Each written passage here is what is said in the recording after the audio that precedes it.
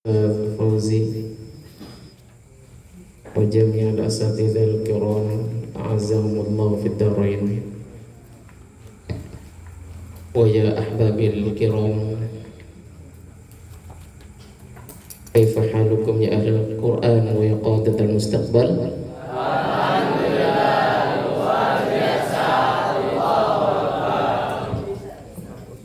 Alhamdulillah, luar biasa, menghafal Quran pasti bisa. Allahu Akbar. Wa'aidu marah ukhra. Kaifa halukum ya ahlul Quran wa ya qadatul mustaqbal?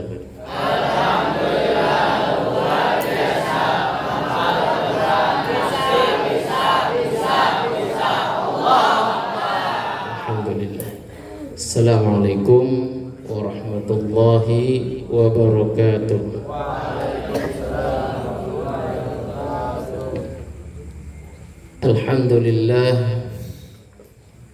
Alhamdulillahil mawsuf bisifatihil jalal wal kamal, alimil ghaibi wa syahadatil kabiril muta'al.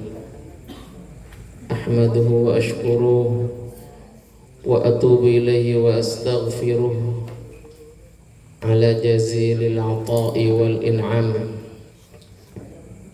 Asyhadu an la ilaha illallah wahdahu la syarika lahul malikul allam, wa asyhadu anna sayyidana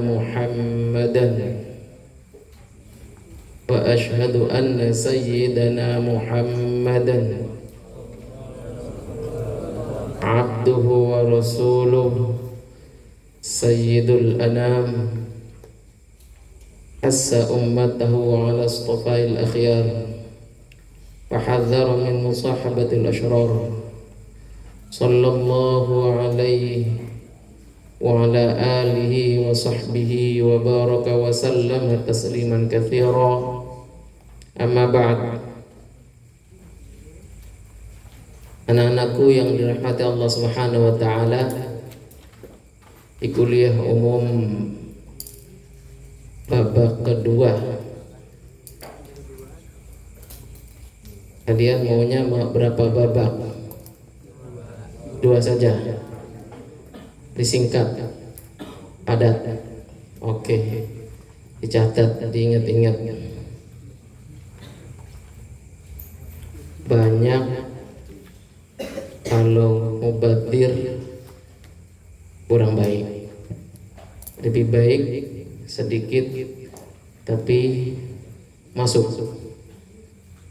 Tapi kalau sedikit tidak masuk, lebih baik banyak yang mubadir sekalian. Pilih mana? Sedikit masuk, banyak yang masuk. Banyak yang masuk. Insyaallah, semoga malam hari ini bisa terselesaikan kuliahnya. Setelah itu kalian bisa wisuda. Setelah kuliah kan wisuda.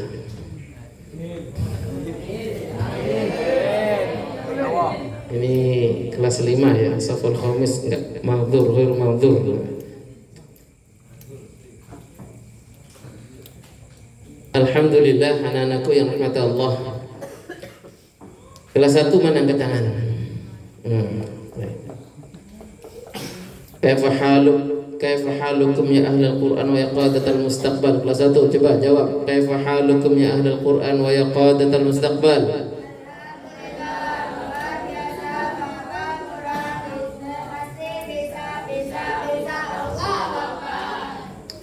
Kurang kompak, maklum, anak baru. Sekarang coba Ustaz dari kelas lain.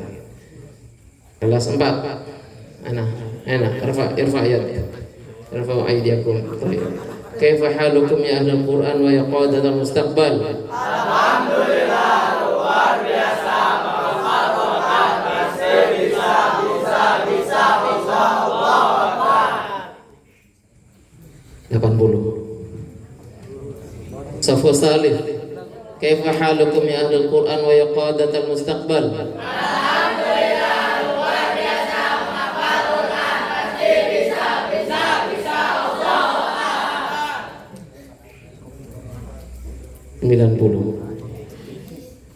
Saful khamis. Kaifa halukum ya ahlul Quran wa ya qadatal mustaqbal. Alhamdulillah, luar biasa.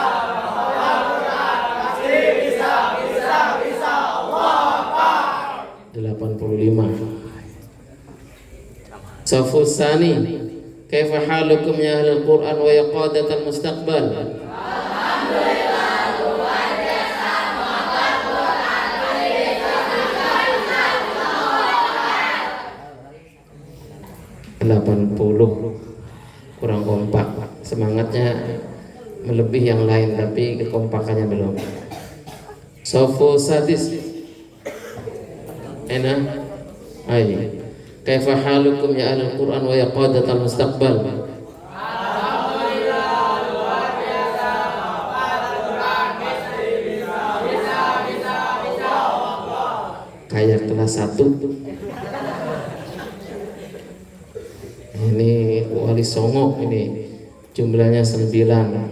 Nggak boleh ada yang alpa ghaib ketika masuk sekolah karena kelihatan. Kalau kurang 9 berarti nggak jadi wali.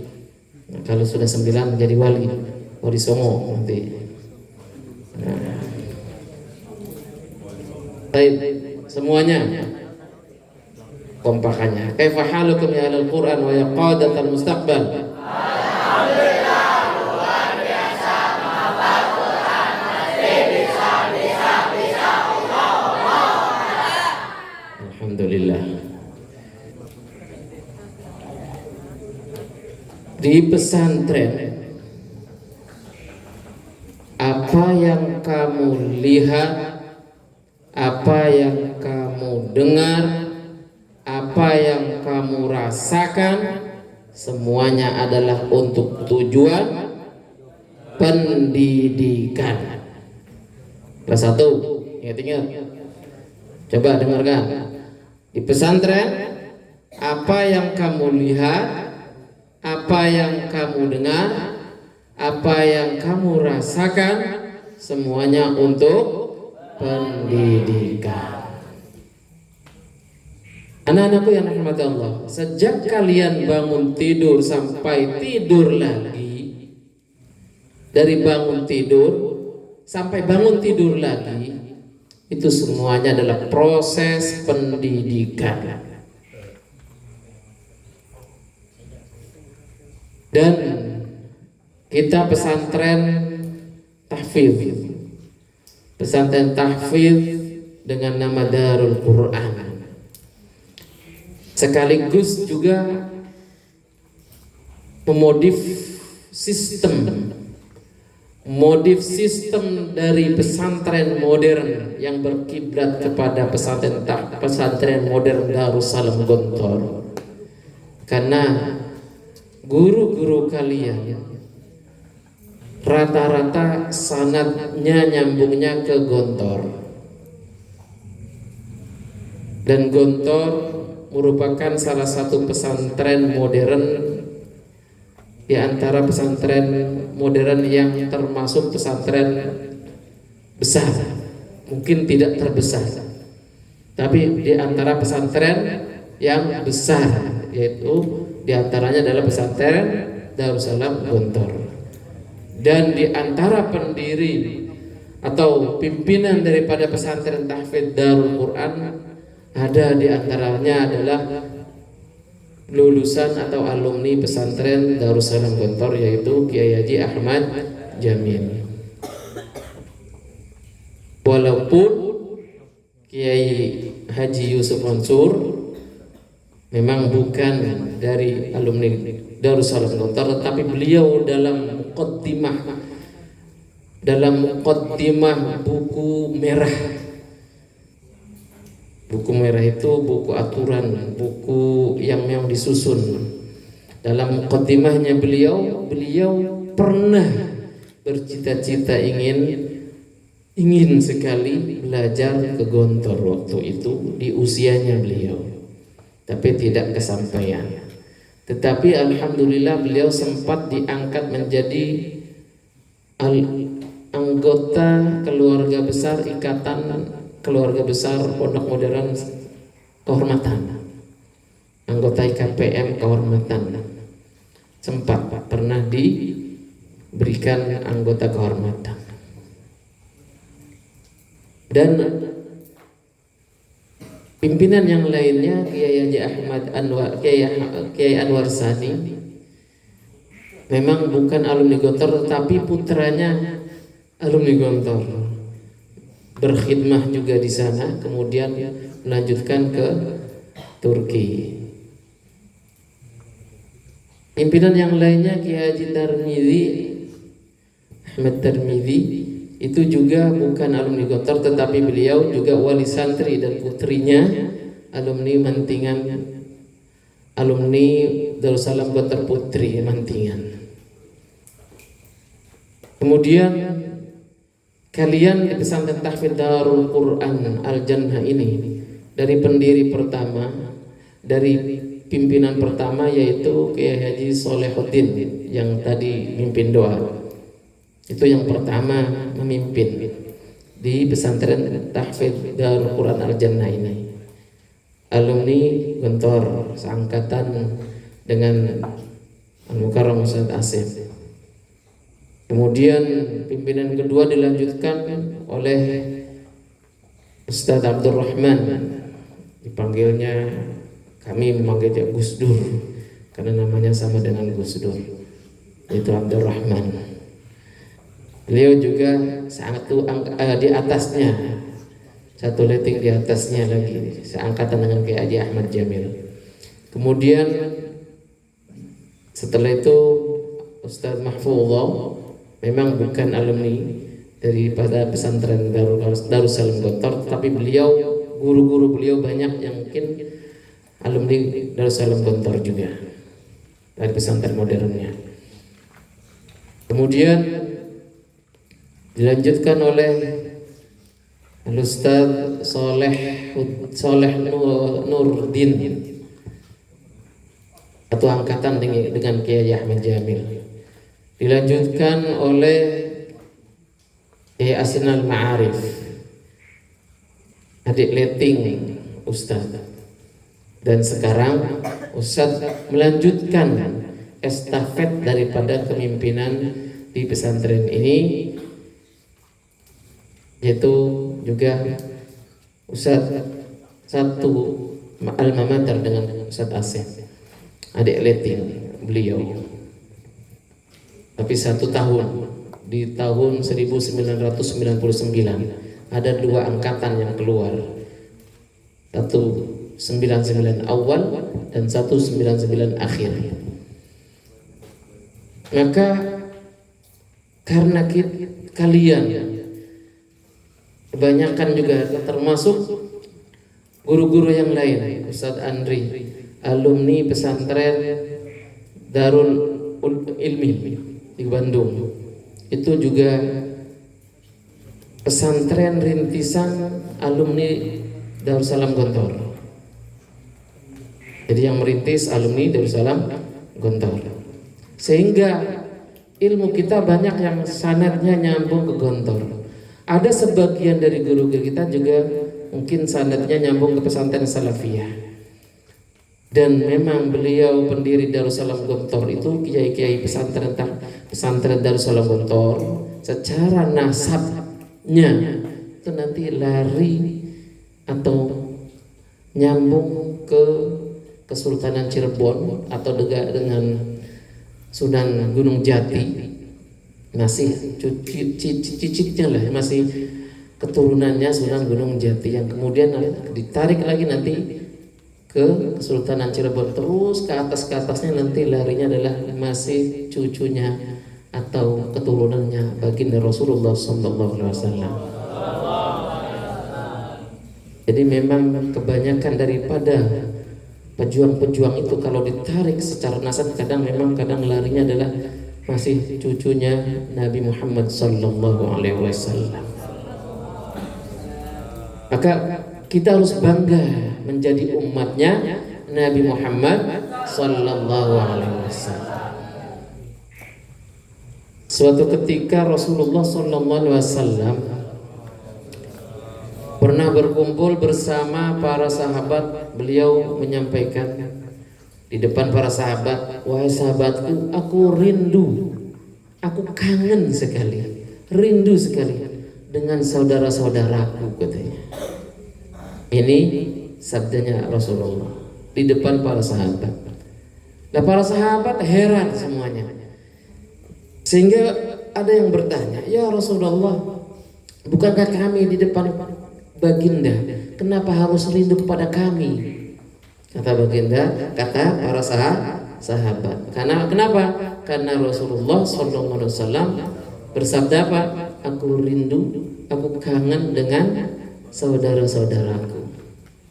Jadi sehingga para sahabat ini, padahal sahabat sekitar bersama para sahabat itu bersama baginda Rasulullah. Makanya bertanya-tanya sahabat, kenapa harus rindu ya Rasulullah? Kami sudah berada di sampingmu ya Rasulullah. Apa jawabnya Rasulullah? Oh, kalian adalah sahabatku, tapi aku rindu dengan saudaraku. Lantas sahabat bertanya, ya Rasulullah, lantas siapa saudaramu ya Rasulullah yang kau rindukan itu? Apa? Lanjutan sabda Rasulullah, saudaraku adalah di antara umatku, adalah umatku yang dia selalu menyebutkan namaku, yang selalu dia bersolawat kepadaku. Itulah saudaraku yang aku rindukan. Allahumma sholli wa sallim wa barik alaihi wa ala alihi. Jadi kalau kita, kalian rajin bersolawat, maka kita semua di antara bagian yang dirindukan oleh baginda Rasulullah sallallahu alaihi wasallam. Walaupun kita umatnya, tapi kita dianggap sebagai saudaranya ketika kita selalu membaca sholawat kepada baginda Rasulullah SAW. Ini kaitannya tadi Ustaz membaca sholawat. Ketika Ustaz sebutkan nama Muhammad 2 kali, kalian diam, baru ketiga kali kalian baca sholawat. Ada satu hadis baginda Rasulullah SAW ketika beliau naik mimbarnya baginda Rasulullah itu ada 3 anak tangga. Kemudian beliau naik tangga pertama, beliau mengucapkan amin. Naik tangga kedua, beliau ucapkan amin. Naik tangga terakhir, beliau juga mengucapkan amin. Setelah itu beliau lanjutkan dengan khutbahnya sampai selesai. Lantas selesai khutbah, ada sahabat yang bertanya, ya Rasulullah, aku mendengar engkau menyebutkan kata amin 3 kali setiap naik tangga. Ada apa ya Rasulullah? Lantas baginda Rasulullah SAW bersabda, menyampaikan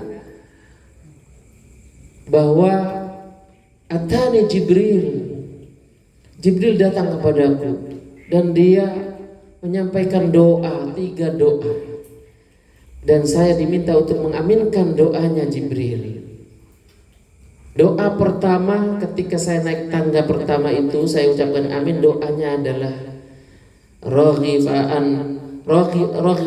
raghifan furajilin dzukira ismi wa lam yusalli alayya. Celaka. Rifa'an furajul itu arti aslinya adalah hidungnya seseorang penuh dengan debu gitu. Kira-kira kalau hidung dengan penuh debu itu bagus enggak? Berarti celaka gitu. Cuma itu istilah orang Arab. Rifa'an furajulin, penuh debu hidungnya orang. Maksudnya adalah celaka, bahasa enaknya untuk diartikannya. Celaka seseorang ketika disebutkan namaku dia tidak mau membaca sholawat. Nah, tadi makanya Ustaz tadi mengucapkan 3 kali kan, ketiga kalinya baru kalian bersolawat. Maka ini jangan sampai lalai, jangan sampai lupa. Setiap kalian mendengarkan khotib menyebutkan satu asma, satu nama Muhammad sallallahu alaihi wasallam, segeralah kamu bacakan salawat. Karena kalau tidak, didoakan oleh malaikat Jibril dengan apa? Kecelakaan, keburukan, jelek sekali, buruk sekali, celaka. Orang yang disebutkan namamu tapi dia walam yusalli alaika, raghifa an rajulin dzukira ismuka, katanya dzukira ismuka walam yusalli alaika.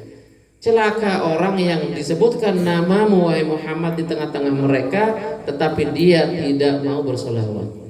Gak mesti dengan solawat pakai suara yang lantang, cukup kalian bersolawat cukup dengan suara yang rendah juga boleh. Itu yang pertama. Amin kedua, raghifa anfu rajulin dakhala alaihi Ramadan wa yakhruju Ramadanu wa lam yughfar lahu. Celaka seseorang yang dia masuk Ramadan, kemudian Ramadan keluar, tetapi dosanya belum diampuni, tidak diampuni.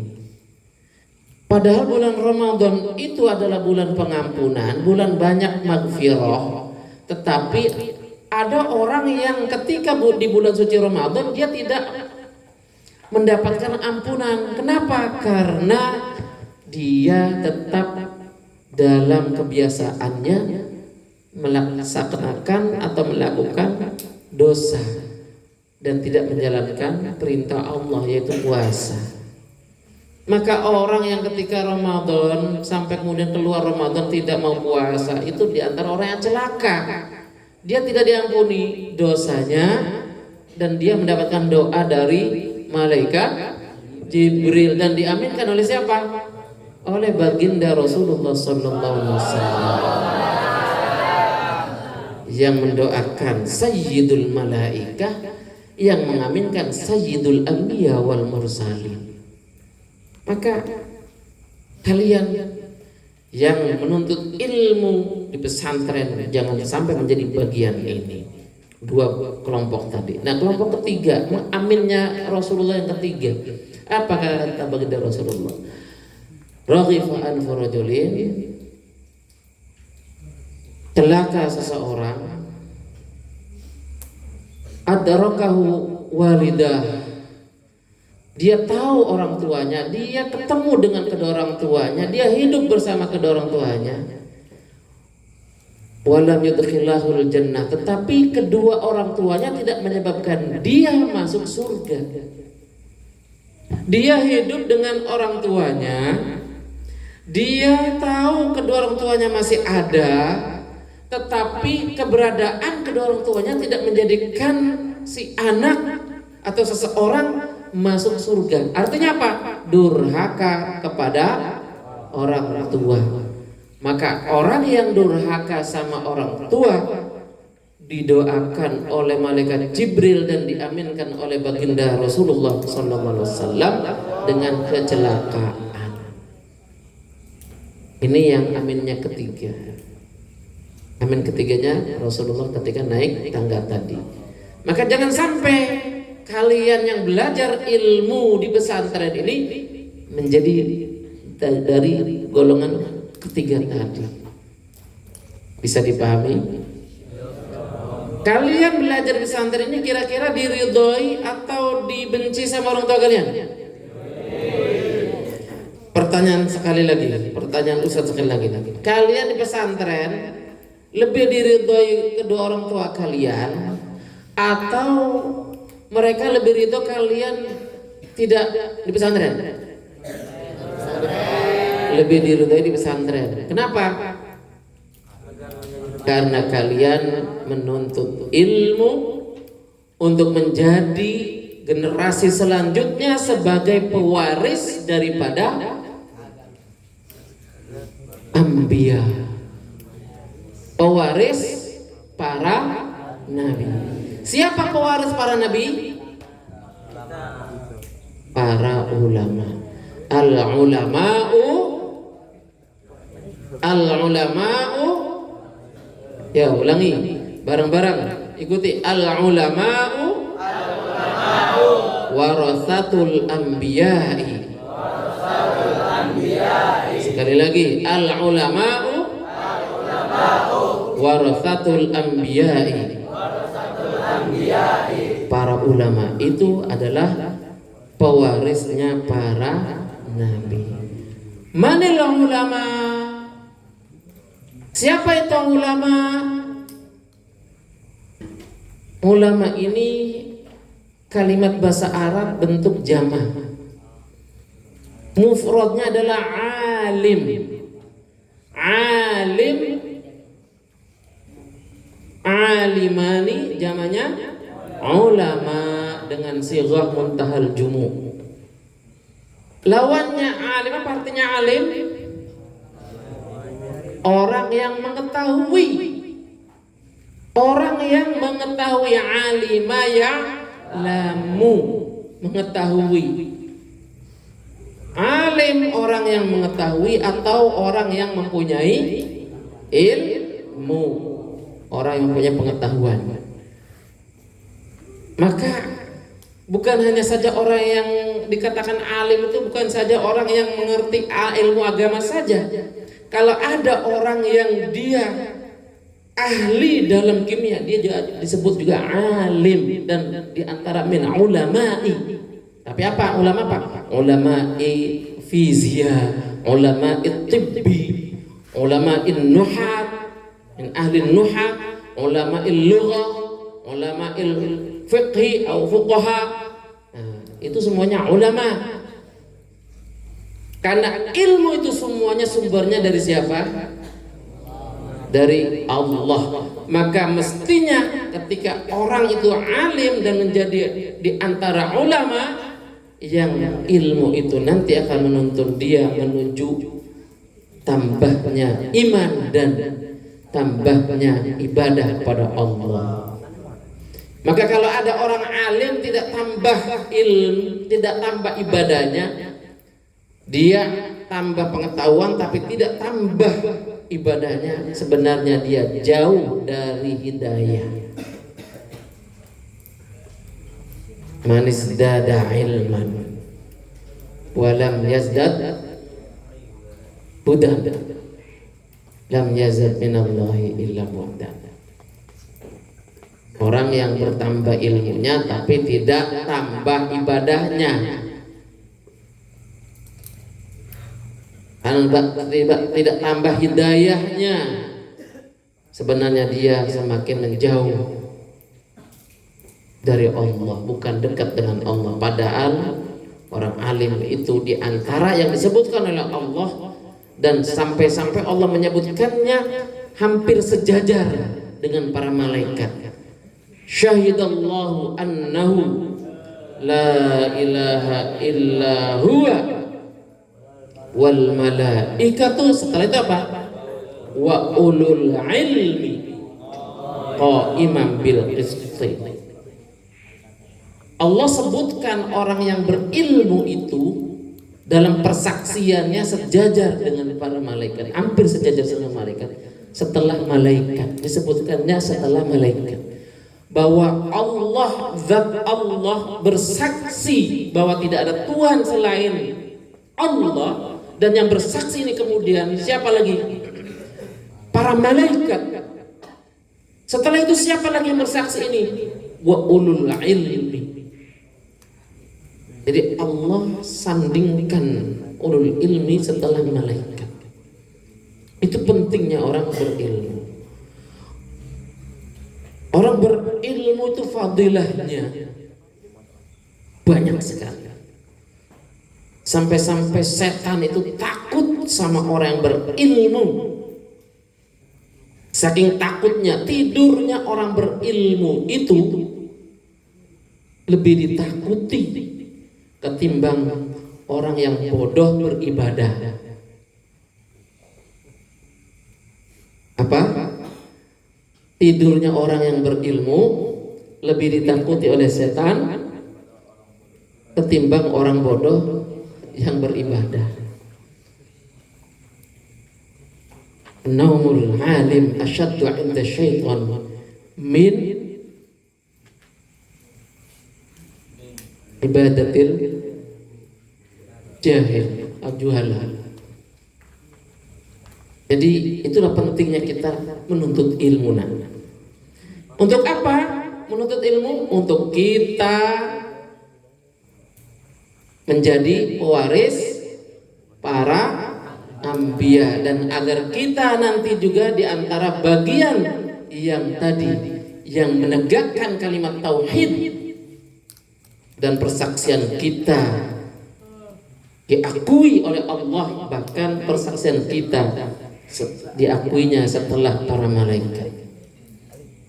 Anak-anakku yang rahmat Allah, kalimat alim, coba kalau menyebut kalimat alim, lawannya alim apa?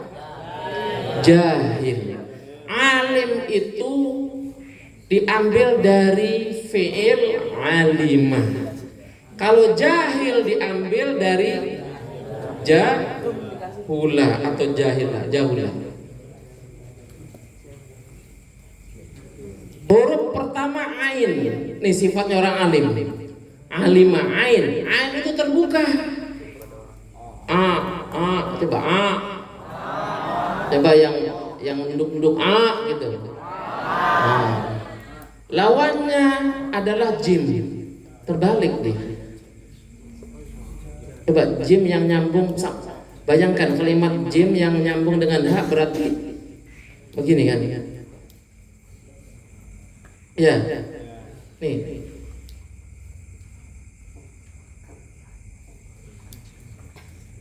Ya, kan gitu.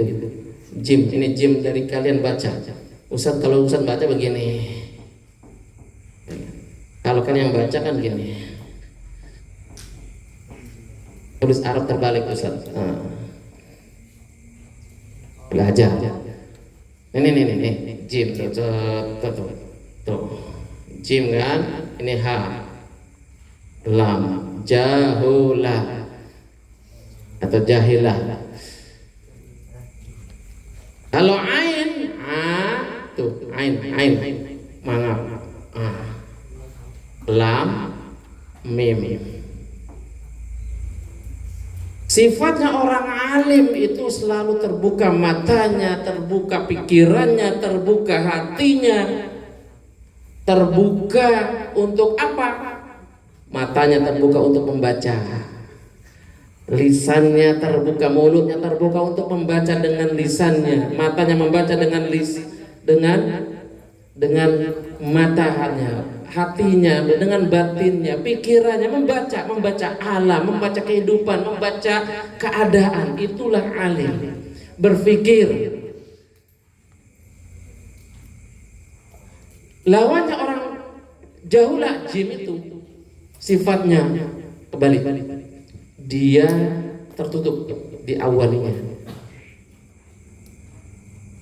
Dia suka merem matanya, batinnya, hatinya. Itu dari sifat hurufnya saja beda.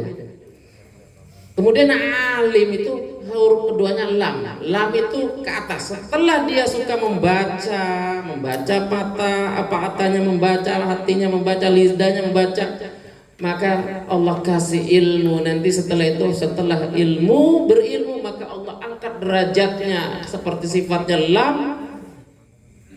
Kemudian setelah itu tetap dia walaupun tinggi derajatnya seperti sifat mim, tawadhu, rendah, tidak sombong. Semakin orang itu tambah ilmunya, semakin tawadhu. Maka kalau orang agak sombong itu biasanya kurang ilmunya, masih menyombongkan diri, itu berarti kurang. Kalau sudah semakin penuh ilmunya, semakin banyak ilmunya, pengalamannya, dia semakin tawadhu. Itu sifatnya orang alim. Lawannya orang bodoh tadi jim. Setelah itu orang yang terlalu tertutup matanya, hatinya, lidahnya, udah pikirannya tidak mau untuk membaca dengan mata, membaca dengan lidahnya, membaca dengan pikirannya, membaca dengan hatinya. Apa yang terjadi? Seperti kehidupannya kehidupan selanjutnya, kalau yang kedua, yang pertama tadi ditinggikan derajatnya seperti muter-muter saja kehidupannya, enggak jelas. Nah, seperti H. Tetapi kadang sombong, setelah itu seperti lam. Ya, udah enggak jelas nanti sombong. Akhirnya setelah sombong lamnya begini, dijatuhkan ujungnya sombong, tapi sebenarnya dia rendah. Itu sifatnya orang bodoh. Maka pilih mana? Mau menjadi orang alim apa mau menjadi orang bodoh?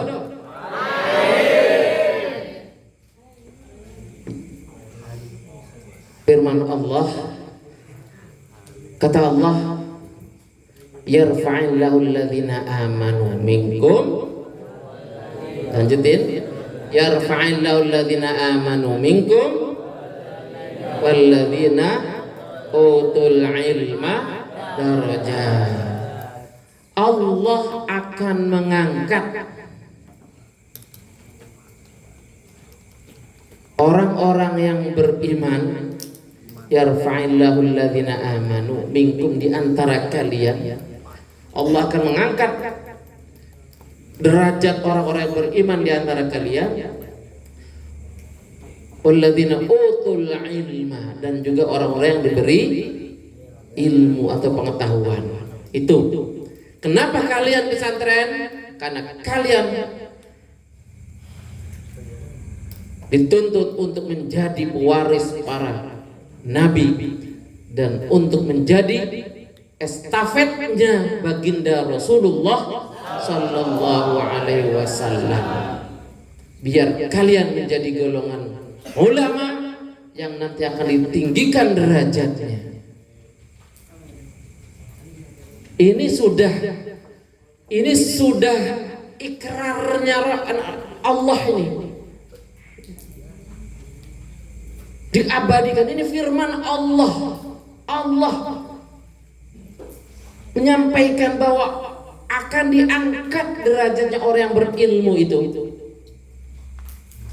Akan diangkat derajatnya orang beriman di antara kalian dan diberikan ilmu itu. Dengan apa? Derajat-derajatnya. Darajat, diangkat beberapa derajat atau beberapa level. Maka anak-anakku yang rahmati Allah, sampai-sampai pentingnya untuk bercari ilmu ini ketika ada jihad, ketika ada peperangan. Apa anjuran Allah dalam surat Taubat itu? Wa makanal mu'minuna, lanjut, wa makanal mu'minuna liyanfiru kafah. Hendaknya orang-orang beriman itu jangan semuanya keluar untuk ke medan perang. Hendaknya janganlah orang-orang beriman itu semuanya keluar untuk berjihad.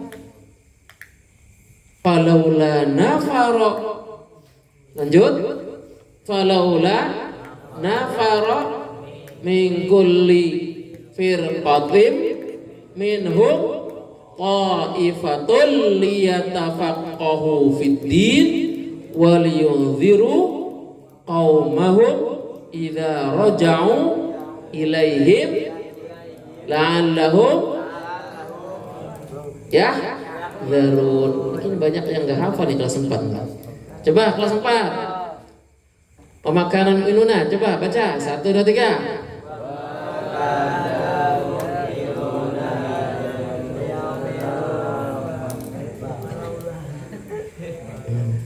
Coba kelas 4 udah berapa juz hafalannya?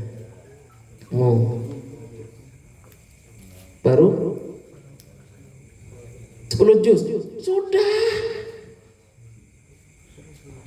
Sudah ini, sudah lewati kan surat Taubat kan? Sana.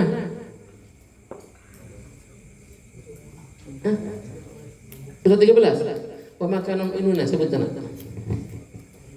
Wa makanal mu'minuna liyanfiru.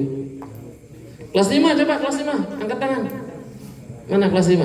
Ayo kelas 5. Prabu, mana Prabu? Mana Prabu? Hari ini Prabu ini mana? Coba sebutin wa makanal mu'minuna. Gak hafal nih, wah sibuk dengan ngurusin tamu nih.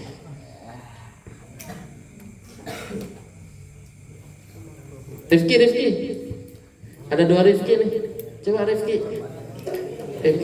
sebutin. Lanjutin. Wa ma kana al-mu'minuna liyanfiru kaffah. Lanjut. Nah ini katanya Pak hafal Quran. Coba kelas 6 sekarang. Jangan malu-maluin. Nah, yo. Siapa kelas 6-nya? Pulungan? Alah Pulungan, mana alah Pulungan? Pulungan, mana Pulungan? Rashid Pulungan. Mana? Angkat tangan. Hafal? Lupa. Wa ma yansini illa syaitanu an adzkurah. Ya harusnya sebut begitu. Lupa Ustaz. Wa ma yansini illa syaitanu an adzkurah. Adrian, sebutin Adrian. Nah, harus pokoknya. Wa ma kana mu'minuna.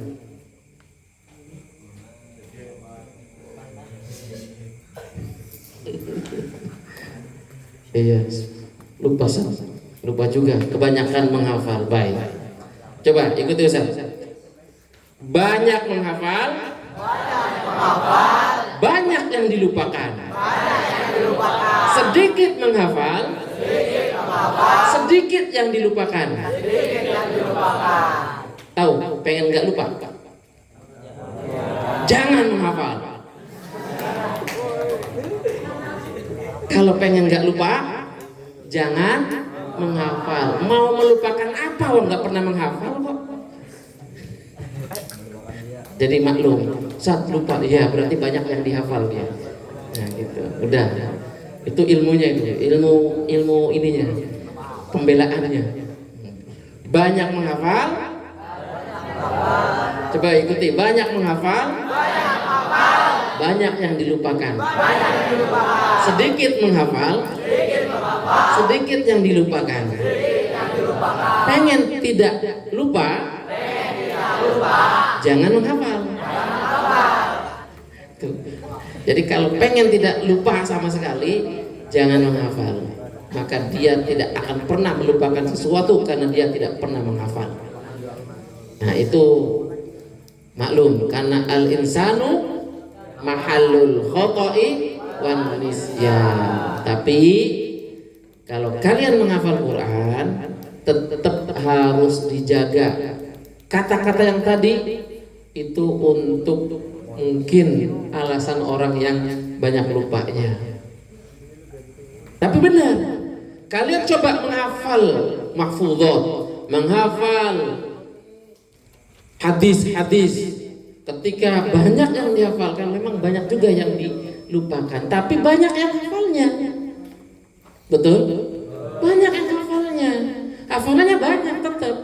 Tapi banyak juga yang dilupakan. Nah kalau sedikit sekali menghafalnya, ya sedikit juga hafalannya. Dan sedikit yang dilupakannya. Ini rumus. Jadi jangan khawatir yang lupa-lupa itu nggak apa-apa. Terus saja menghafal. Terus saja menghafal. Anak-anak yang dirahmati Allah.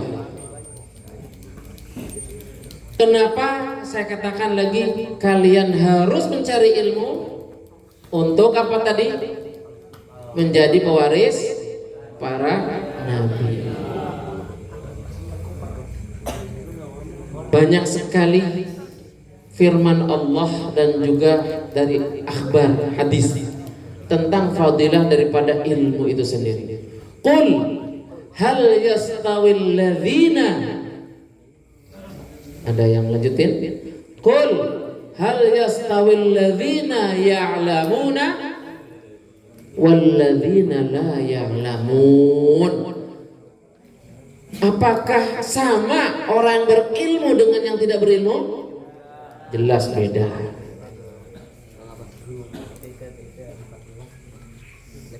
Anak-anak rahmati Allah. Rasulullah SAW bersabda, man yuridillahu bi khairan Man yuridillahu bi khairan yufaqihu fiddin. Jadi kalau Allah sudah menghendaki seseorang dari seorang itu kebaikan, kalau Allah sudah menghendaki kebaikan dari seseorang, maka orang itu akan dijadikan oleh Allah semakin tafaqquh fiddin. Semoga kita di antara orang yang diinginkan oleh Allah dengan kebaikan. Orang yang berilmu itu di antaranya kelebihannya adalah seluruh makhluk Allah itu yang tidak kita ketahui, yang tidak kita dengar ucapannya, itu yastaghfiruna lil alim wa yastaghfiruna liman talabal ilma. Jadi biar kalian tahu, ini di hadis disebutkan, masyhur hadisnya juga, bahwa orang yang duduk mencari ilmu itu dimintakan ampunan dosa-dosanya oleh makhluk-makhluk Allah, sampai para semut, sampai juga para hut. Apa hut itu? Hitan, ikan paus yang di kedalaman laut itu semuanya yastaghfiruna liman talabal ilma wa yastaghfiruna lil alim, memintakan ampunan, membacakan istighfar untuk orang-orang yang mencari ilmu. Bahwa kita duduk kita di majlis ilmu itu adalah kita duduk di atas sayap-sayapnya para malaikat. Sayang kalian nggak melihat, kanan kiri kan ada malaikat kan? Tengok. Kalau nggak melihat, ya itulah karena kalian terbatas matanya. Ya. Ini hadis disebutkan, ya, bahwa memintakan ampunan kepada orang-orang yang berilmu, termasuk orang yang mencari ilmu. Siapa? Ma fis samawati wal ardi, apa yang ada di langit dan di bumi. Makanya harus semangat mencari ilmu, semangat menghafal Al-Quran. Siapa yang pengen menjadi orang terbaik? Ini yang Rasulullah sampaikan tadi. Ketika disebutin nama Muhammad, kalau ketika Rasulullah nggak apa-apa, tapi ketika sebutin asma Muhammad sallallahu alaihi wasallam, orang Arab itu ketika dia sedang ikhtasiman, yatajadalan, ada dua orang Arab berkelahi. Cara menenangkan perkelahiannya, cara menyelesaikannya hanya cukup dengan sholli ala Muhammad atau sallu ala Muhammad. Langsung dia mengucapkan sallallahu ala Muhammad, sholli ala Muhammad, sallallahu ala Muhammad. Masih marah, sholli ala Muhammad. Tenang, ketiga kalinya pasti tenang, enggak akan marah lagi. Langsung damai. Itu yang Ustaz lihat secara langsung di mata Ustaz. Anak muda sedang yahtasiman atau yatajadalan. Terus yang ketiga yang menyelesaikan, sholli ala Muhammad, sholli ala Muhammad. Belum, masih marah juga, sholli ala Muhammad. Dikerasin suaranya, langsung Allahumma sholli ala Muhammad, sholli ala Muhammad, Allah. Sudah diam. Atau kalau enggak, Allah yahdi. Kalau kita kan kayak beda. Kalau marah disebutin semuanya, binatang Ragunan, disebutin juga makhluk yang tidak terlihat. Dan kita, ya kan? Kalau marah orang sana enggak, sholli ala Muhammad. Jadi Nabi Muhammad itu terkadang untuk menyelerai umatnya ketika sedang berselisih. Makanya tadi saya katakan, dan orang Arab itu termasuk pantang dikatakan pelit. Orang Arab apa? Pantang dikatakan pelit, bakhil, kikir, medit. Sama itu, satu keturunan. Apa? Pelit, bakhil, kikir, medit, apalagi orek. Nah, itu satu keturunan. Orang Arab pantang dikatakan itu. Ketika apa? ketika disebutkan nama Muhammad dia tidak mau bersolawat. Kata baginda Rasulullah, al-bakhil, al-bakhil man al-bakhil? Iman dzukira ismi wa lam yusalli alayya. Orang yang pelit, medit, kikir, korek adalah orang yang ketika disebut namaku di depannya dia tidak mau bersolawat. Mau dikatakan pelit kamu? Yang nyebutin Rasulullah loh. Kata Rasulullah, orang pelit banget untuk solawat aja nggak mau. Padahal apa? Allah dan para malaikatnya saja. Pakai saja menerjemahkannya. Allah, sesungguhnya Allah dan para malaikatnya saja bersolawat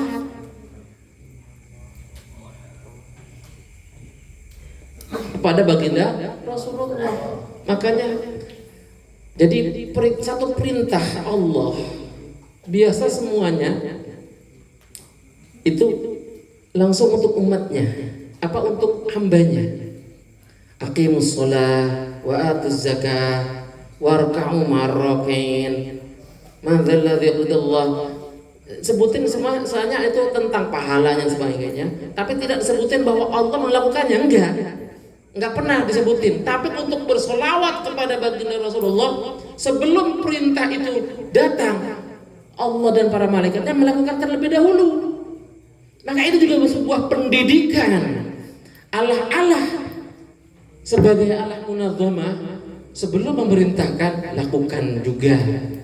Jangan hanya memerintah kemudian dia tidak melakukan. Ingat, apa yang dilihat, lanjutin, apa yang didengar, apa yang dirasakan, semuanya pendidikan.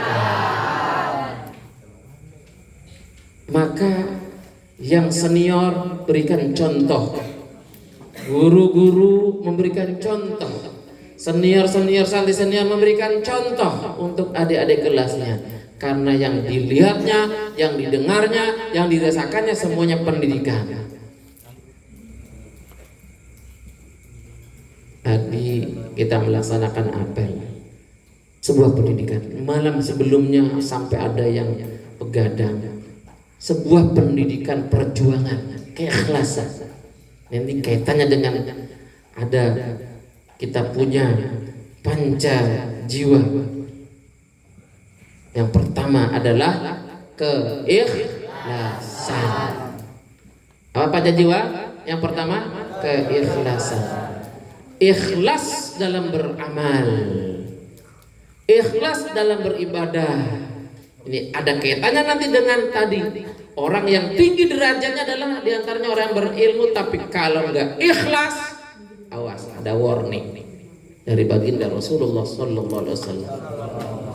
Ini juga kadang Ustaz kalau membaca hadis ini kadang Ustaz merinding.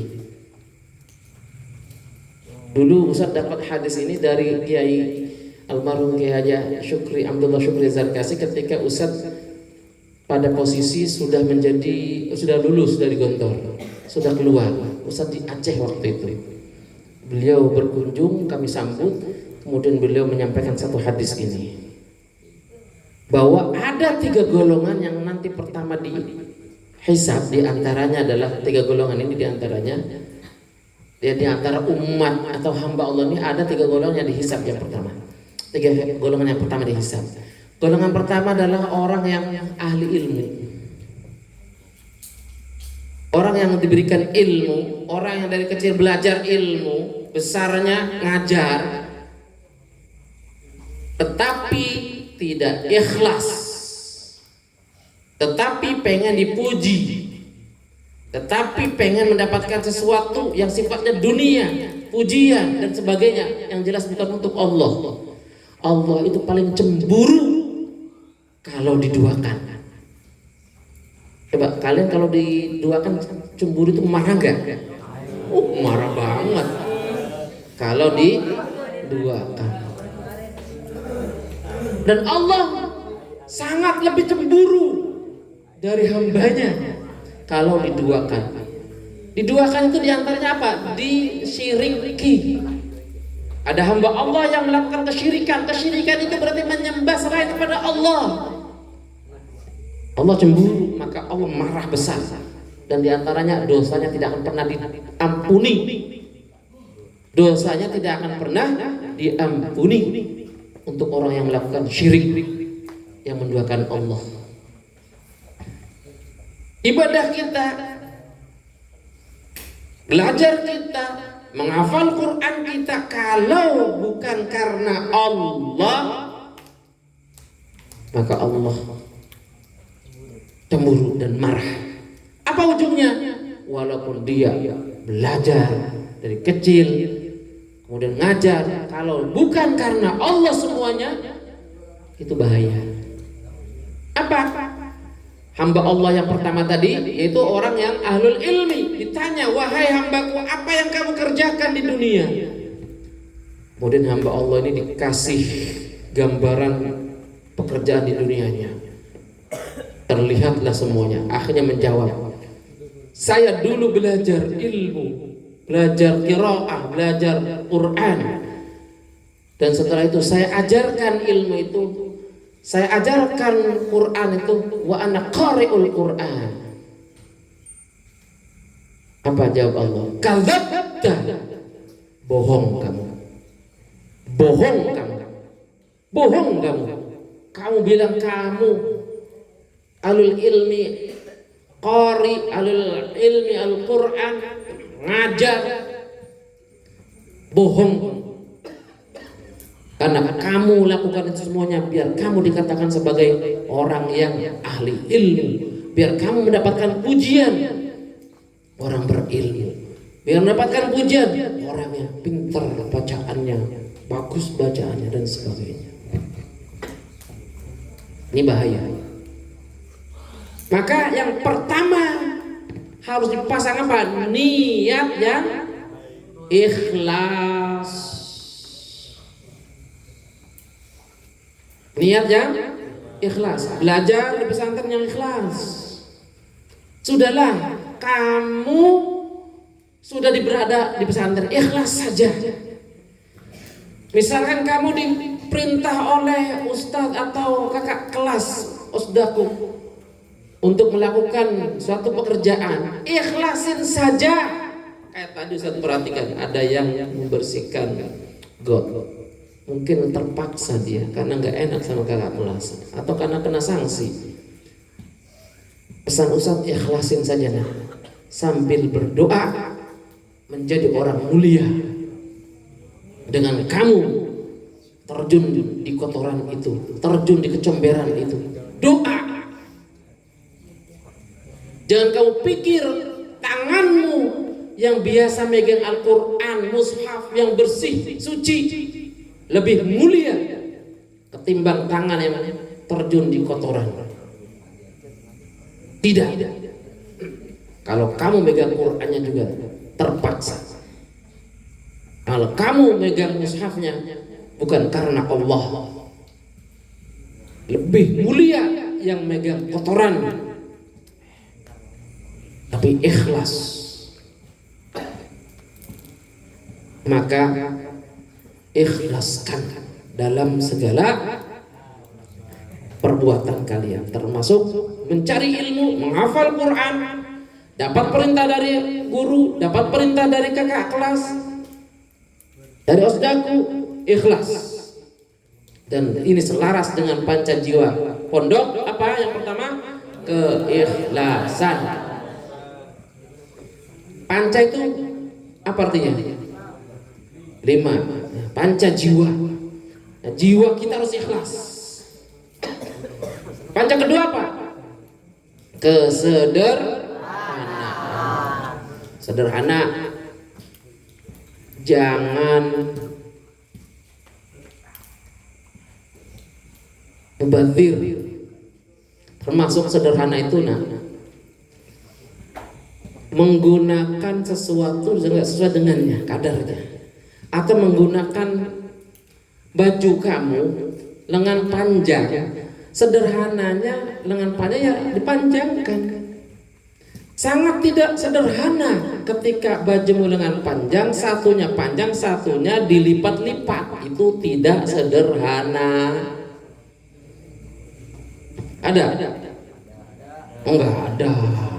Yang ada itu bukan santri Darul Quran Al-Jannah, itu mau penyusup. Kalau ada berarti penyusup. Alah, kalau ada berarti penyusup. Insya Allah nggak ada. Oh, semuanya rapi. Itu kesederhanaan. Dan juga jangan dilipat-lipat lengan panjangnya. Ada? Enggak ada. Kalau ada itu penyusup. Enggak, bukan santri Darul Quran Jannah. Yang ada itu penyusup.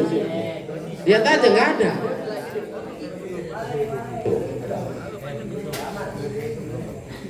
Pakai peci sesuai kayak begini. Tadi ada penyusup lagi baca, lagi himne pondok begini pecinya. Ini nggak sederhana. Ini yang mudah, yang gampang, sangat sederhana memberi contoh.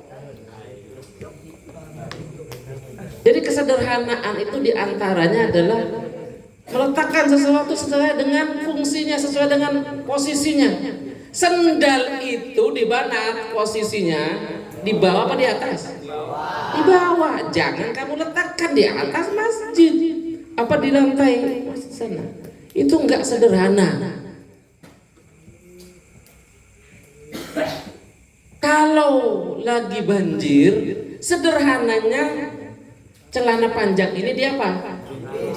Dilipat, digulung ke atas sedikit lah, kalau sampai betis di sini nih. Sederhananya. Kalau enggak ya nggak apa-apa juga sih. Tapi kalau tidak lagi keadaan banjir, kamu lipat gitu ya. Jalan, masuk sekolah, sholat dengan keadaan celananya dilipat. Sederhana enggak?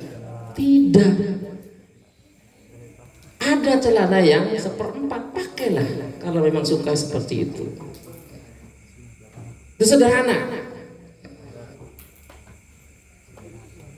Untuk kalian, kalau kalian menggunakan mobil Mercy, mobil Pajero, itu sangat tidak sederhana. Kenapa? Tidak sederhana. Tapi kalau Kiai Yusuf pakai misalkan Mercy, itu sederhana bagi beliau. Mbah-mbah kita, ya mbah-mbah bukan bunda-bunda, kalian mbah-mbah, Ustadz manggilnya bunda masih mending ya. Eyang-eyang itu pakai Pajero itu sederhana. Nah, tidak sederhana kalau pakai Pajero yang merah.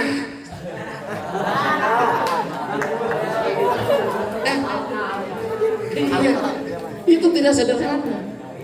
Dengan keadaan ekonomi ada, ngerti? Ekonominya ada. Tapi kalau mohon maaf, kalau mungkin sebelah sana ada pakai itu ya nggak apa-apa, itu sederhana juga. Sesuai dengan kadarnya itu sederhana. Ini waktu itu kami mendapatkan ini dari kiai kami. Kata beliau, saya pakai mobil waktu itu zamannya Kijang. Kijang itu kesederhanaan kami dengan posisinya beliau saat itu sederhana. Tapi kamu masih kelas 7, kelas 8, kelas 9 SMP apa TMI, nyupir pakai mobil Mercy gitu, keluar petang-petang pakai kacamata, itu tidak sederhana, itu iya, itu contoh kesederhanaan. Nah, jadi sederhana juga apa tadi diantaranya. Maka kalau dalam ilmu tarbiyah amaliyah, di antara kesederhanaan guru itu adalah pakaiannya tidak dilipat, termasuk kakak kelas, osdaku, jangan dilipat. Maka kalau ada yang lengan panjang dilipat-lipat, pasti itu penyusup pesantren, bukan santri Darul Quran Al-Jannah, pasti penyusup. Gak ada di sini, gak ada, saya yakin gak ada. Dan itu panca jiwa kedua. Panca jiwa ketiga apa? Berdikari. Apa berdikari? Berdiri di kaki sendiri. Apa maksudnya? Hah? Ya mandiri. Apalagi? Kamu menggunakan bajumu, lantas setelah itu kotor, jangan suruh temanmu cuci baju saya ya. Itu bukan berdikari, itu namanya menindas. Ya, apalagi yang menyuruh adalah kakak kelas. Kamu melanggar, nih cuciin baju saya. Nggak boleh, zalim namanya. Kalau ada kakak kelas 5 bertabir, kakak kelas 6 sebagai sedaku, pengurus sedaku, jangan, nggak boleh ya, karena sanksinya tidak ada dalam SOP-nya demikian. Lakukan sesuai dengan SOP pesantrennya. Berdikari nak, berdiri di kaki sendiri mandiri. Kamu pakai celana, kamu pakai baju, kalau kotor cuci sendiri. Kalau ada laundry boleh laundrykan, pakai uang kamu. Itu berdikari juga masuknya. Tapi kalau sudah menyuruh, maka dia sebagai apa? Sayyid, sebagai tuan, sebagai seperti orang yang menindas, penjajah. Nah, seperti itulah. Dan semua derajatnya sama sebagai santri. Jiwa, panca jiwa selanjutnya apa? Ukhuwah Islamiyah. Kita di sini semuanya saudara. Kakak kelas itu saudara. Kakak panggilnya Al-Ah. Apa?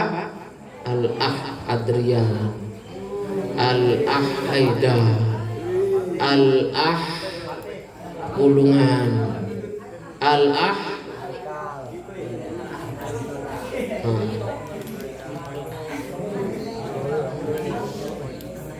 Nah, yang kakak kelas 5 Al-Ah panggil. Nah, ini untuk kelas 4, kelas 3, kelas 2, kelas 1. Kemudian yang adik kelas hormati kakaknya, yang kakak kelas sayangi adiknya.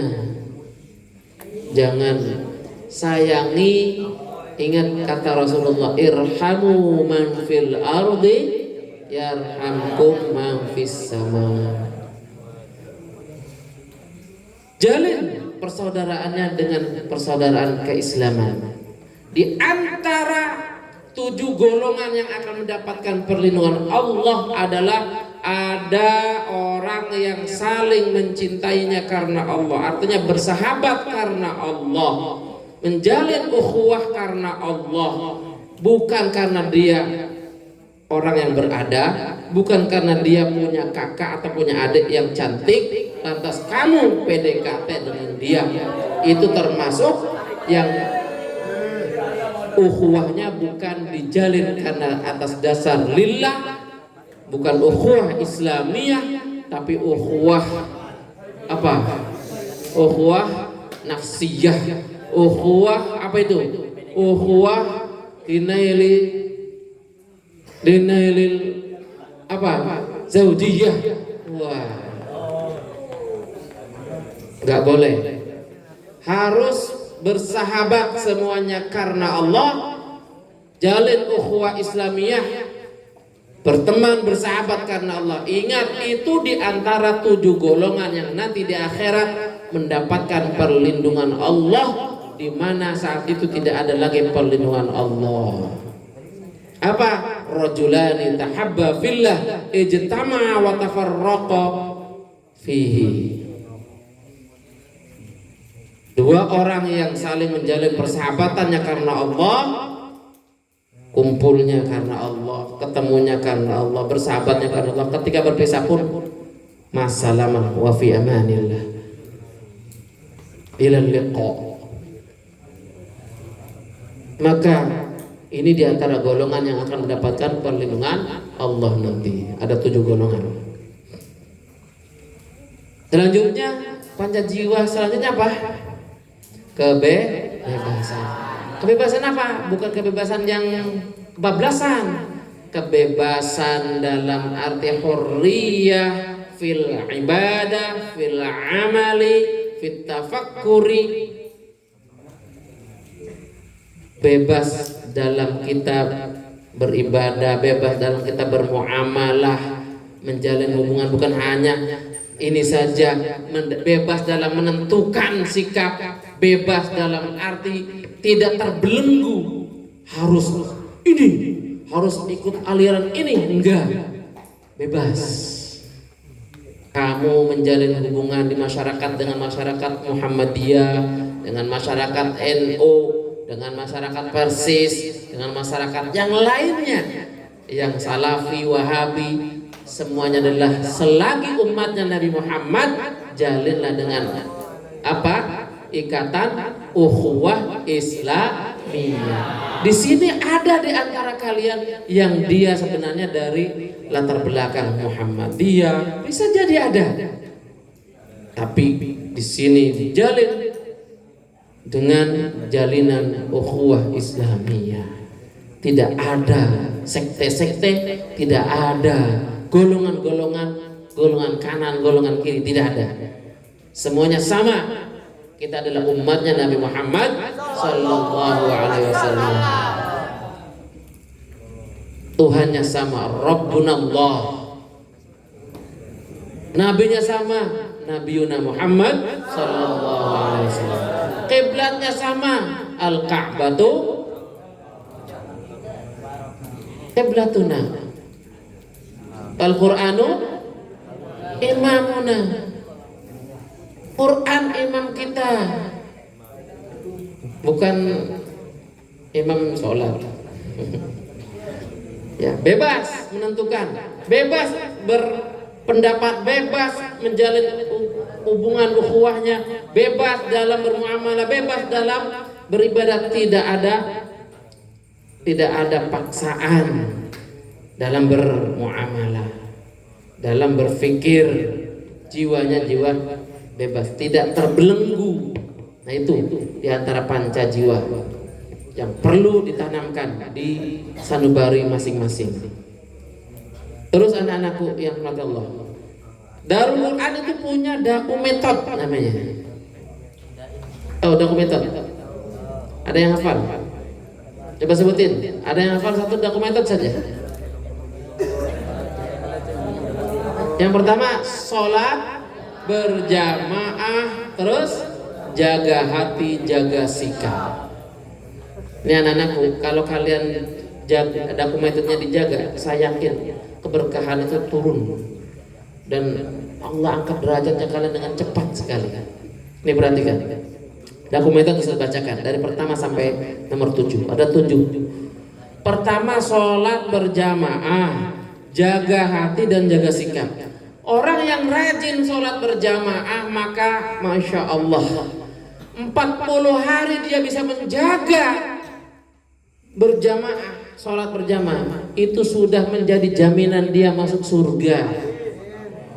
Amin. Jaminan sudah. Kalau para sahabat ada yang dijamin, beberapa sahabat ada yang sudah dijamin, langsung dicap, distempel oleh baginda Rasulullah. Maka ada umatnya Nabi Muhammad yang bukan sahabat juga bisa, diantaranya menjaga sholat berjamaah, tidak pernah putus selama 40 hari. Itu dapat menjadi jaminan surganya. Makanya dijaga. Dan sholatul jamaati apa?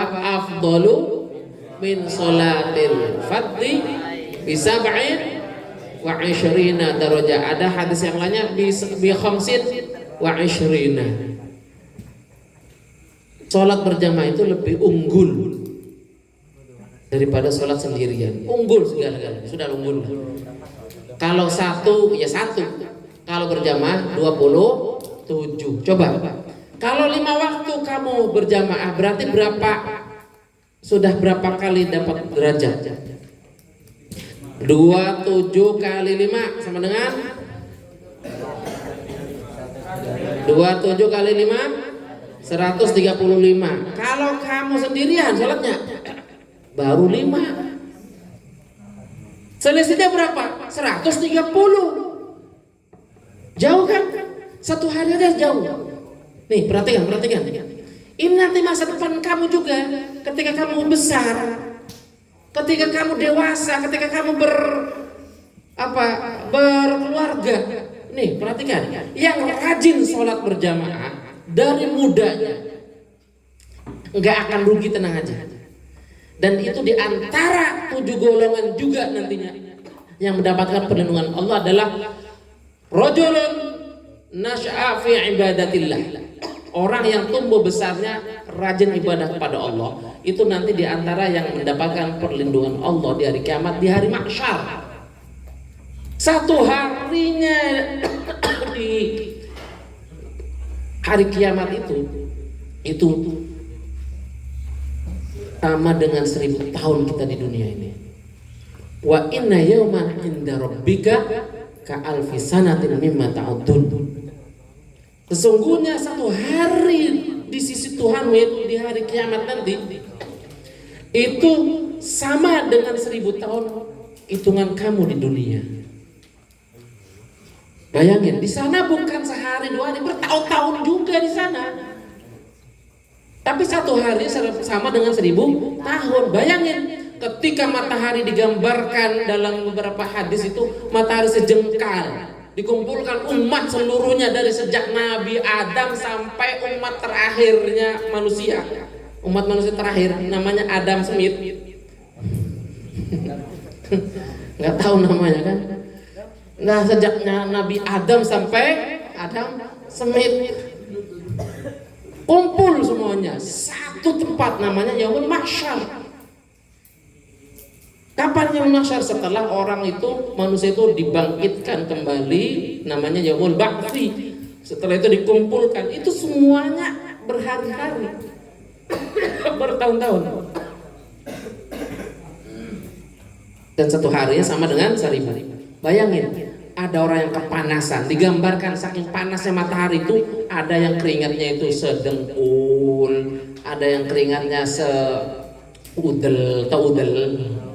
pusar, ada yang sedada, ada yang tenggelam dengan air keringatnya, saking panasnya.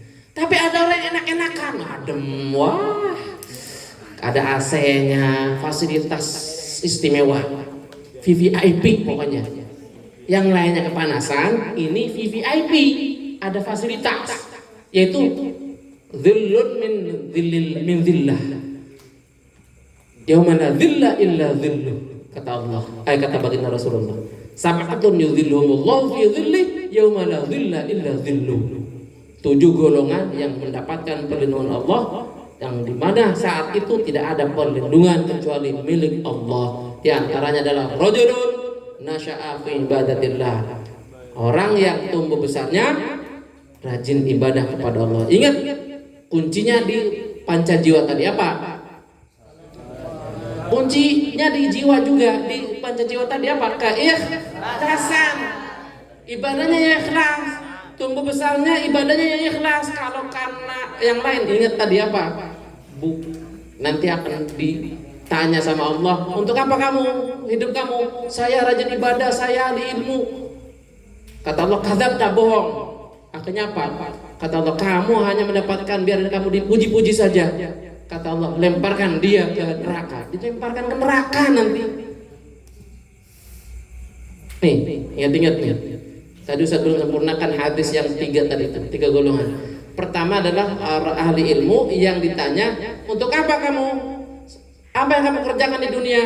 Saya qori, saya belajar, saya qori'ul Quran dan aqra'u alaihim, saya baca untuk mereka, atas mereka. Apa kata Allah? Kadzabta, bohong kamu. Kamu melakukan itu biar kamu dipuji, biar kamu dikatakan qori, biar kamu dikatakan alim. Kata Allah, lemparkan wahai malaikat dia ke surga, ke neraka. Digambarkan dilemparkannya, ditarik kakinya dengan keadaan wajahnya itu di tanah, ditariknya sama malaikat, dilempar ke neraka. Itu keadaannya. Gambarannya di dunia orang baik. Ini 3 golongan ini semuanya orang baik, gambaran di dunianya. Yang kedua itu golongan kedua adalah ditanya, wahai hambaku apa yang kamu kerjakan? Dikasih gambaran pekerjaan dia selama di dunia. Oh, saya dulu berjihad fisabilillah dan saya terbunuh dan saya meninggal syahid. Kata Allah, kadzabta, bohong kamu melakukan itu biar kamu dikatakan seorang pejuang, biar kamu dikatakan seorang pemberani, biar kamu dikatakan seorang pahlawan, dan kamu sudah mendapatkannya di dunia, diukir namanya, dikenang sepanjang masa di dalam sejarah. Kalau beliau-beliau yang dikenang itu di antara yang orang Islam ya, misalkan tidak ikhlas, bukan kebaikan. Jangan-jangan itu bagian niat dia. Bahaya. Makanya ada orang yang ngerti, kalau orang itu ngerti dengan agama, ngerti dengan ilmu, maka dia akan melakukannya karena Allah.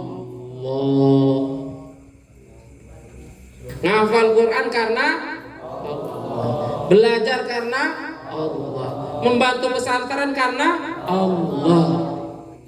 Semuanya karena Allah. Kalau enggak, bahaya, bahaya.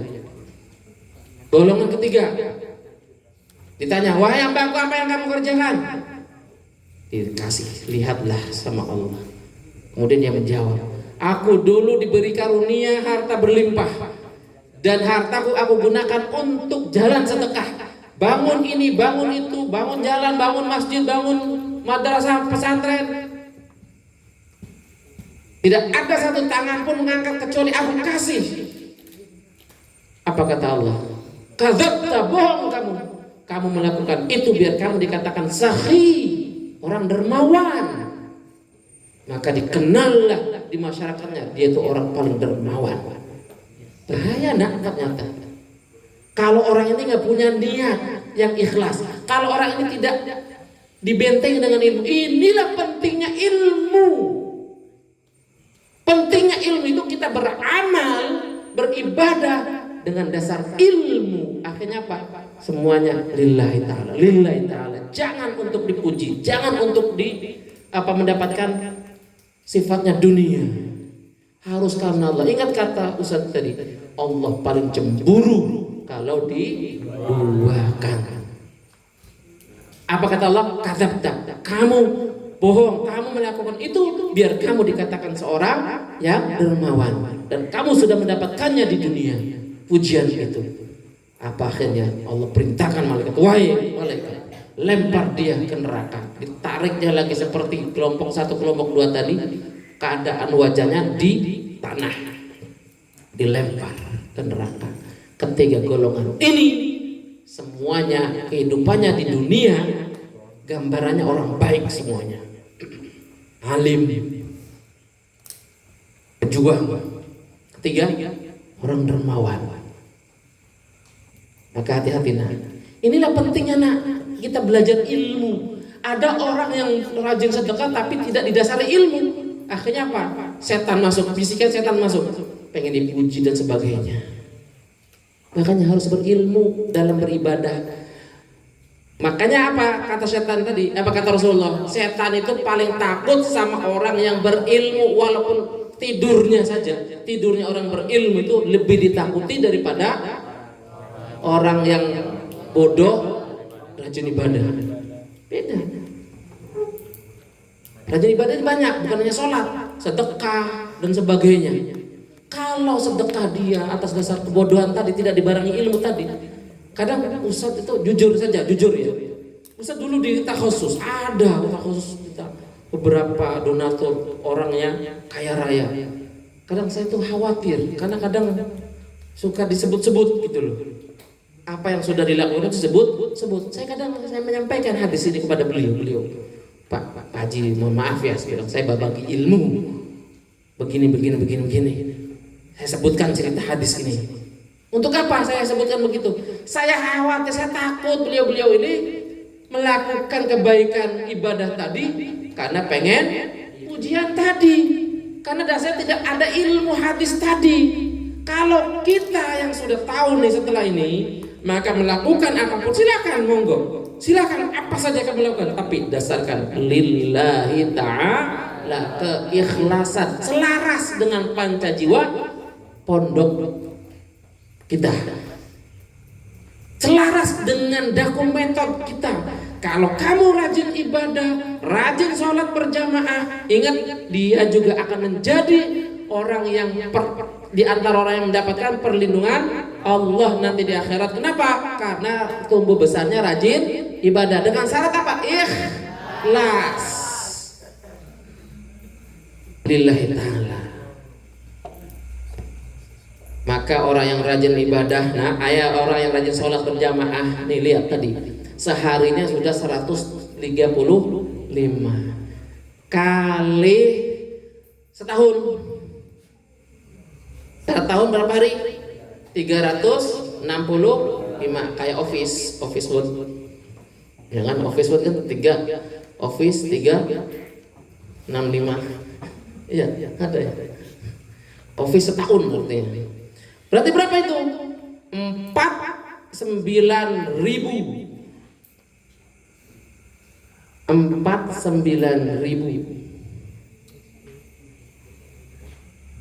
135 kali 365, 49.275. Catat, 49.275 derajat dalam setahun.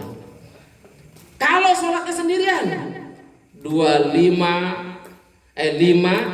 kali 365, 1825. Berapa bandingannya? 48.000. Selisihnya beda sekali. Di dunia beda, di akhirat apalagi. Coba orang yang rajin ibadah sholat berjamaah, di dunianya nih nanti ketika kalian berkeluarga, hidupnya tenang, bahagia, anak keturunannya baik-baik semuanya, menyejukkan hati, pandangan.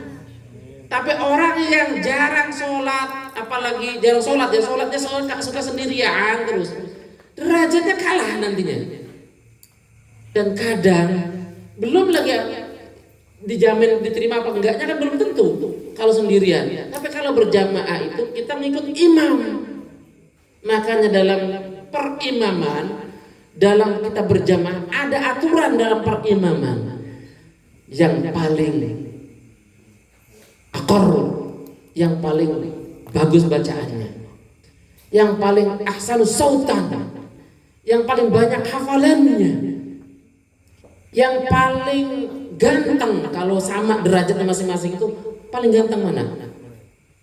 Paling tua kalau memang antara tua dan muda. Paling lama maksudnya secara tinggalnya. Ada kalau itu ini sama semuanya nih, ini ada nih, ada, maka dicari yang paling lebih. Itu keunggulan dalam menentukan imam. Walaupun nanti kalau kalian pulang ke rumah ada yang imam yang tidak pernah bisa dikalahkan, tidak bisa digeser dengan bacaan yang sudah berantakan bacaannya. Ya, di kampung-kampung kalian masih ada nggak? Bacaan sudah nggak enak, ya kan? Sudah banyak salah menurut kamu sudah bisa menilai. Ini bacanya salah nih, nggak enak nih, nggak pas nih, nggak fasih nih, nggak fasohannya kurang nih. Tapi tetap dia nggak mau mengalah, nggak mau terkalahkan, nggak mau digeser. Ada banyak. Ustaz menemukan di beberapa tempat. Ya. Nggak apa-apa. Tenang saja, sabar saja, nanti juga waktu berjalan akan tergantikan dengan yang lain yang lebih baik. Jadi nanti apa kalau orang yang rajin sholat berjamaah nanti tenang hidupnya, derajatnya tinggi. Apalagi setelah itu apa? Metode selanjutannya jaga hati, jaga sikap. Kalau sudah rajin sholatnya ya jaga hatinya, jaga sikapnya. Kalau nggak ngejaga hatinya berarti menzalimi orang lain tuh. Sudah ngomongin orang. Kalau udah nggak ngejaga hati nih, di antara yang nggak ngejaga hati, ngusilin.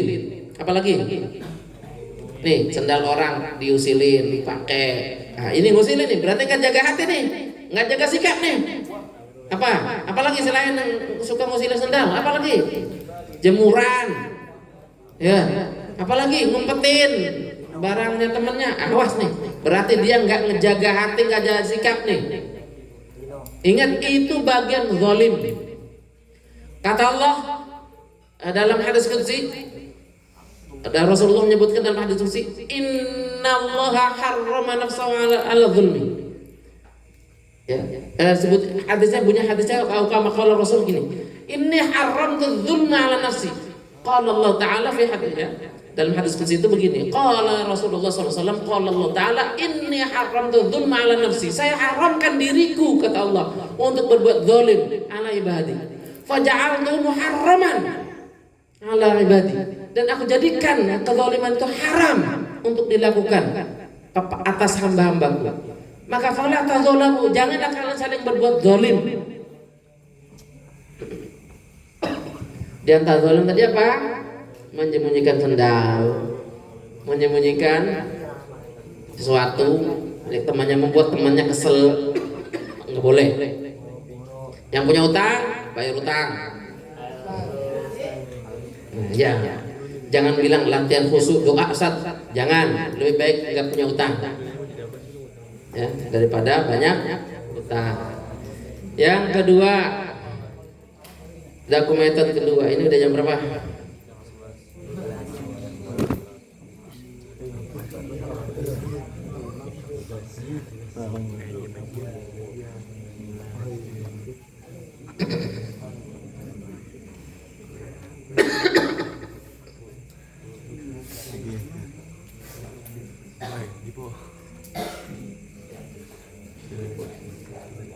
Ya, yang kedua adalah tahajud, duha, qabliyah dan ba'diyah. Di hadis itu disebutkan begini, awwalu ma yuhasabu bil 'abdi yaumil qiyamah as-shalah. Yang pertama kali dihisab nanti dari hamba Allah itu nanti dari kiamat adalah salat. Kemudian Allah bertanya, ketika ada hamba Allah ditanya, dihisab. Ketika hamba Allah itu kurang sholatnya, tidak sempurna sholatnya, maka ditanya, malaikat ditanya, wahai malaikati, wahai para malaikatku, apakah hambaku ini punya sholat nafilah, punya sholat sunnah-sunnah yang menyempurnakan sholat fardunya, sehingga kalau dia punya bisa menyempurnakan sholat fardunya. Kalau sholatnya benar maka selamatlah dia dalam perjalanannya, akan masuk surga. Kalau tidak benar sholatnya, dia akan celaka. Maka sholat itu harus dijaga. Ada orang yang merasa dia rajin sholat tapi sebenarnya nggak sholat. Di antaranya, yang pertama dia sholat yang suka buka aurat. Sholat nggak menutup aurat, nggak percuma sholatnya, batal sholatnya. Dia merasa rajin sholat tapi ternyata suka buka aurat. Bagaimana? Dia sholat biasanya pakai celana levis, pakai training, pakai kaos, sholat. Coba lihat di jalanan sana, di masjid-masjid di luar sana. Ketika dia sujud, apa yang kamu lihat biasanya depan kamu? Celana dalamnya kelihatan. Sering nggak? Ada orang yang sholat pakai celana levis, ya, kemudian dia pakai kaos. Ketika sujud kelihatan celana dalamnya kebuka, itu di bawah pusar dan itu ngebuka aurat. Dia ngerasa sholat, tetapi dia sebenarnya tidak sholat. Maka lihat, kurang tenang orang semacam ini nanti. Sholat itu akan menenangkan nantinya, menenangkan jiwa nantinya. Kalau kamu melihat keadaan semacam ini, sebenarnya kewajiban kamu menegur dia untuk sholat ulang. Tapi mungkin kalian nggak berani, mestinya harus berani. Jadi sholat tahajud, bicara sholat tahajud, ada satu ulama yang memimpikan seorang istrinya rajanya namanya Harun ar-Rasyid, istrinya namanya Zubaidah. Istrinya Harun ar-Rasyid siapa? Zubaidah. Kalau istri Harun ar-Rasyid Ustaz, ya Hanum Inayafi. Ini mah istrinya Raja Harun ar-Rasyid, itu namanya Zubaidah, zaman Khalifah Abbasiyah. Zubaidah ini ratu. Dia ketika haji melihat orang-orang haji ini pada kehausan, sehingga kemudian apa? Dia berinisiatif bangun sumur-sumur, bangun keran-keran. Maka dibuatlah selokan parit yang panjang. Sampai sekarang masih ada parit itu. Kalau kalian nanti umroh, ya pas sekitar melewati dari Muzdalifah ke Arafah itu ada parit tinggi yang di atas pegunungan kayak benteng, dan itu adalah dulu zamannya dibangun sangat kokoh, sangat bagus, sangat istimewa untuk para orang haji bisa minum di sana. Air ngalir Zam-Zam, air Zam-Zam ngalir di sana. Tapi sekarang sudah nggak mati, sudah mati sekarang. Nah di zamannya setelah meninggalnya Zubaidah ini ada ulama yang memimpikan. Dia dengan keadaan mimpinya itu, mimpi Zubaidah ini dengan keadaan bahagia. Ditanya sama ulama, wahai Zubaidah, kamu kenapa bahagia sekali? Apa yang Allah berikan kepada kamu dari pahala kamu bangun selokan